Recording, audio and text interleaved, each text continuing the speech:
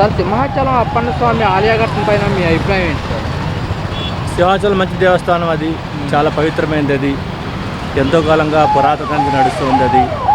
అది మన నిజరూప దర్శనం అనేది చాలా ఎక్కువ మంది ఆశిస్తారు చూడాలని చెప్పని, సంవత్సరానికి వస్తారు కాబట్టి అది ఎప్పుడు స్వామివారి దర్శనోత్సవం గారికి ఎప్పుడు ఉగ్రంగా ఉంటాడు ఆయన.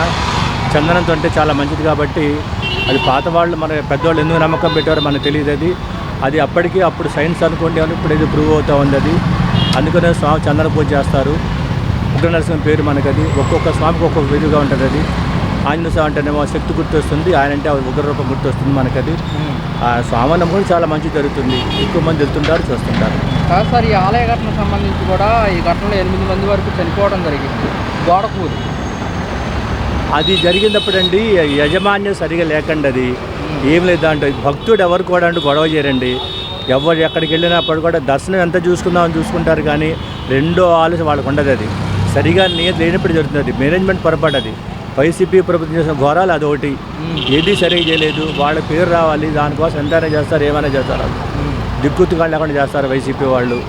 దానివల్ల జరిగింది, కానీ అది కావాల్సింది కాదండి. అది భక్తులకి ఎంతవరకు ఏముంటుందండి, చూసి వస్తారు అంతవరకు కదా.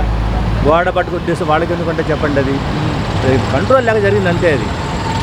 అది మానవ తప్పిదం కాదు, అది యజమాన్య తప్పిదం. అది ఈ ఘటనకు సంబంధించి కూడా సీఎం చంద్రబాబు నాయుడు గారు వారి కుటుంబ సభ్యులకి ప్రగాఢ సానుభూతిని కూడా సంతాపం తెలపడం జరిగింది. అవునండి, ఏమంటారు? మంచిదండి, అది కరెక్టే కదా. అది దీనికి సంబంధించి హోమ్ మినిస్టర్ అనిత గారు కూడా ఘటన స్థలాన్ని పరిశీలించి అక్కడ ఉన్న ఎంక్వైరీ కూడా చేయడం జరిగింది. ఎలా ఏమంటారు? మంచిదేనండి. అది వాళ్ళు బాధ్యత తీసుకున్నారు కాబట్టి చెప్తున్నారు. అది బాధ్యత లేని వాళ్ళు పారిపోతారు. బాధ్యత ఉన్నవాళ్ళు కాబట్టి అవతని చెప్తున్నారు అనమాట. అది బాధ్యత తీసుకున్నారు, చేస్తున్నారు అంతా. అది